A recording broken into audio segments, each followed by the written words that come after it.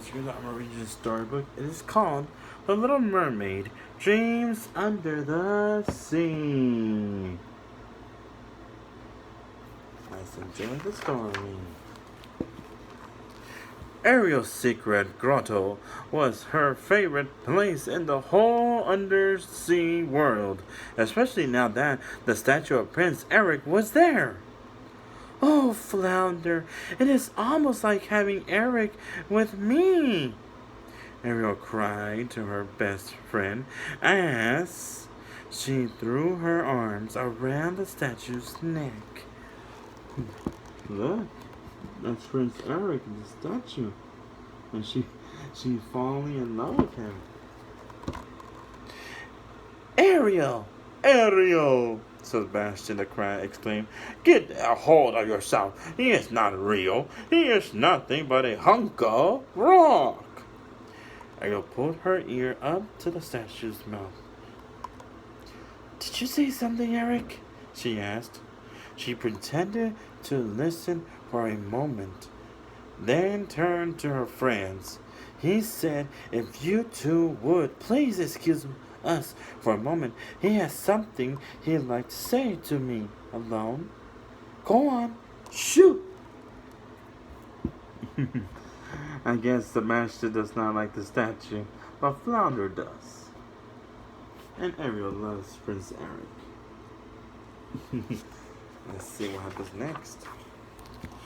Ariel placed her hand on the statue's shoulder and pretended to answer her proposal. Why, yes, I love to marry you, Eric, she said. Marry? Sebastian roared. You will do no such thing in the name of His Royal Highness. King Triton, I forbid this kind of talk. Sebastian, Ariel said, it is a statue, remember? I'm just playing. Make believe. Please don't tell my father, okay? Sebastian reluctantly shook his head. I just know I'm going to regret this, he moaned. Ay, Ariel. That's true love, but Sebastian? Ay, Sebastian. I guess Sebastian does cares about Ariel, but there's also rules. If her father knows something that Ariel's hiding, he will get mad. We can have the wedding in here tomorrow morning, Ariel said. Will you both help me? Help you with what? Sebastian asked. It is make-believe. You said so yourself. Oh, dream weddings are every bit as much work as real weddings, Ariel said, handing Sebastian an armful of seaweed to decorate the grotto. Everything has to be just right. She wants to get married with Prince Eric under the sea. But Sebastian does not like the idea. But Flounder, he's more into it. But Ariel, I think Prince Eric is perfectly dressed for a wedding, Ariel continued as she began to decorate the grotto. The real Prince Eric is human, Sebastian said. He lives on land, and every self-respecting sea dweller knows that mermaids live underwater. That may be true, Ariel replied, but who knows what the future will bring? Ariel wants to get married with him under the sea. But Prince Eric is a human. I guess dreams did come true. And sometimes they turn out to be funny. That's cool. Oh, may I be the chef? Flounder asked. Please, please. Ariel laughed. Of course, Flounder, she said. I want you to prepare all the most wonderful foods you can imagine. Seaweed sulfur, plankton pie, flounder, said happily. Oh, yes, Ariel cried. And don't forget the wedding cake. A huge cake, Flounder exclaimed, with a different flavor for each layer. Ariel said, Just leave it to me, Flounder said proudly. This will be a wedding feast like no one has ever seen. You could say that again, Sebastian muttered. You could say that again. Ooh, look at the cake. Thunder made it. Look at all the food. This will be a funny. It's going to be a funny wedding, and Ariel looks totally happy. But Sebastian is not happy. Oh, I can't hardly wait! Ariel exclaimed. I can picture the entire ceremony. My sisters will make such beautiful bridesmaids. And my father will look so proud and distinguished as we. Your sister? Your father? Sebastian sputtered, looking as if he were ready to faint. Oh, don't be such a party pooper, Sebastian, Ariel said lightly. It is only pretend, after all.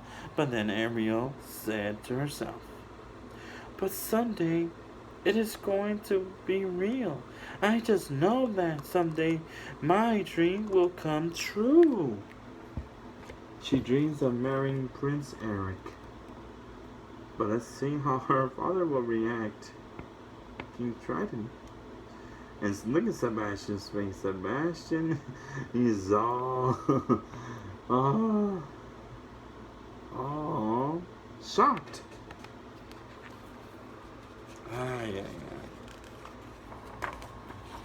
What dreams do come true? I'm leaving, Sebastian said.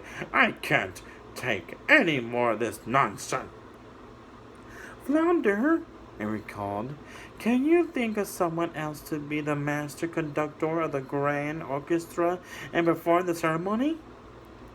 Master conductor? Perform the ceremony? Sebastian asked, stopping in his tracks. You're my first choice, Ariel said, but nothing, Sebastian cried. A crab must do what a crab must do. The wedding must go on. Grabbing candlesticks, Sebastian began to conduct the imaginary orchestra. May I have this dance, Ariel? Flounder asked, bowing politely. With pleasure, Ariel said, laughing. She and Flounder waltzed and twirled until they were both too dizzy to dance anymore. So I guess Sebastian will help with the wedding. And now Flounder and Ariel are dancing and twirling and going around in a circle and waltz. This is a funny imaginary wedding.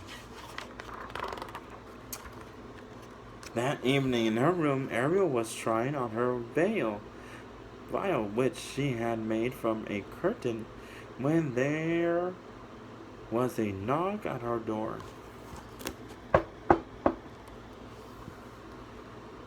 It was Flounder, and he was holding a long string of pearls. Look at those pearls, so beautiful. Oh, Flounder, they're beautiful! Ariel gasped with delight. They belong to a friend of mine, Flounder said. She said, you could borrow them. Now Ariel had something old, the dinglehopper to comb her hair, something new, her veil, something borrowed, the pearls, and something blue, her blue shell bracelet. That is everything a bride needs, she cried happily. Look, now she's ready for her wedding. Oh, that's so sweet of Flounder. He's a very good friend. My best friend. The next morning, Sebastian escorted Ariel to the grotto, where Flounder was waiting for them. Gee, Ariel, he said, you look great. Are you sure you want to go through with this? Sebastian asked. Not getting cold feet, claws, are you, Sebastian? Ariel said teasingly. Nothing of the kind, Sebastian sniffed. The orchestra and I will be ready when you are. A few minutes later, they heard loud sounds coming from inside the grotto. Flounder peeked in and saw Sebastian conducting the orchestra. I'm not sure, but I think Sebastian has started playing the wedding march, he said. Are you ready, Ariel? Ariel nodded, and Flounder escorted her into the grotto. Ariel singing Flounder to the wedding grotto. Ariel looks so pretty. But it's also funny, too. Because Sebastian is in charge of the orchestra, and Flounder's in charge of everything. Dun dun dun dun dun dun dun dun dun dun dun dun dun dun dun. Sebastian sang as he conducted the orchestra. He stopped abruptly, and when he caught sight of Ariel, oh, wailed Sebastian, sniffling loudly and wiping a tear from his eyes as Ariel took her place next to the statue.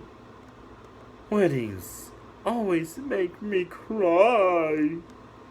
Then, clearing his throat, importantly, Sebastian asked, Do you, Princess Ariel, take this statue to be your now? Listen closely to this spotty young lady, make-believe husband? I do, Ariel cried happily. That's so cute what Sebastian is doing for Ariel. And also he was crying. Because weddings make everyone cry.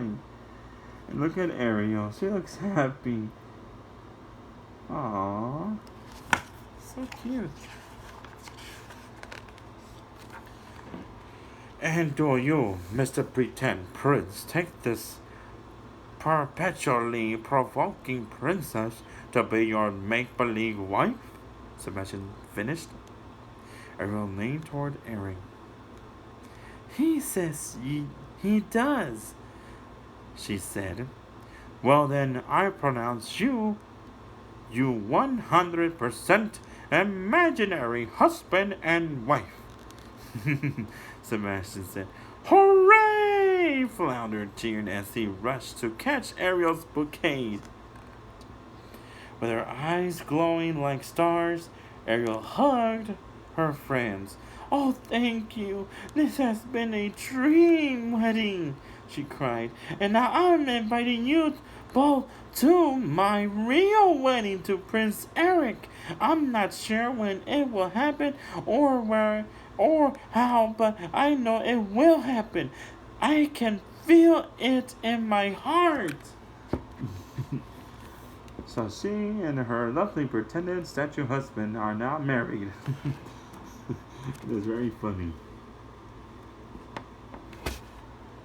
Oh, my goodness. I guess they both got married. Sebastian opened his mouth to speak, and Ariel put her fingers to his lips to stop him. Let me try if I can skip a page. Okay, no, I didn't. It won't matter that there's an ocean of difference, Ariel difference between us, Ariel said. Nothing will stand in the way of true love. Nothing, Flounder agreed dreamily, and Ariel smiled and closed her eyes, imagining a kiss from Prince Eric. Ew! She cried as she realized that she was actually kissing Flounder. Ah! Flounder screamed at the same time.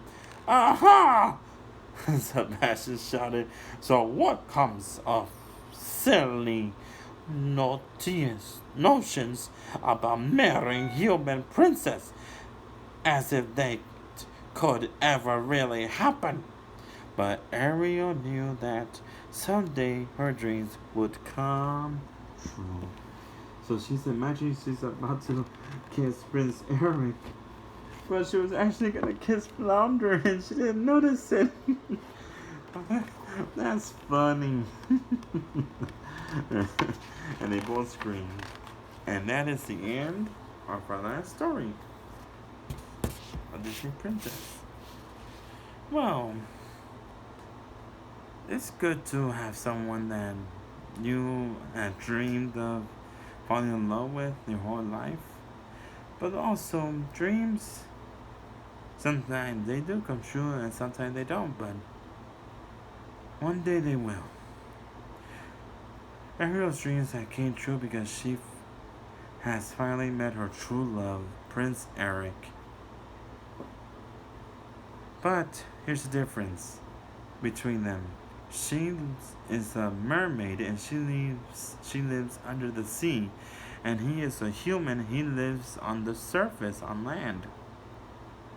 But their heart has been connected by true love. And that is a good thing. That true love always works every time. I'll be right back with my buddies.